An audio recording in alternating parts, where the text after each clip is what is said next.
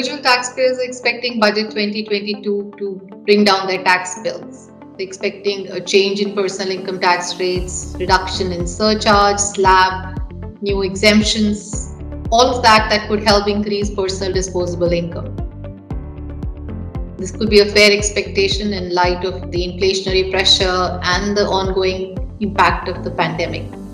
However, whether or not these expectations can be met by the government has to be seen in the light of national priorities. What I expect Budget 2022 to do is to stick to the original plan of a simplified tax system with no deductions and lower tax rates. And this was already implemented by way of the concessional tax regime that was introduced in Budget 2020. The government is still to evaluate the success of CTR. I do not think that the government would make any change in any income tax rates or slabs or surcharge as such. However, having said that, I would really want the government to consider the need for rationalization of tax rates, particularly the surcharge, where a surcharge of 37% pushes our maximum marginal rate of tax to 42.744%. This in part is responsible for the plight of high net worth individuals from India.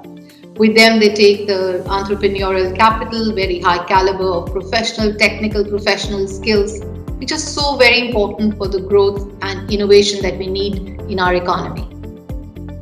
There is a case for further arguing rationalization of the concessional tax regime to ensure that the current challenge with CTR of having to evaluate it multiple times, the confusion whether you're in it, whether you can opt for it or whether you have to opt out, and then to choose between existing regime versus the concessional tax regime. All of that confusion could be sought to rest by rationalizing concessional tax regime in a manner that we have tax rates which are sort of the middle ground between the existing regime and the concessional tax rates that are being introduced minus all deductions. So to way for a unified single slab without the confusion that currently exists.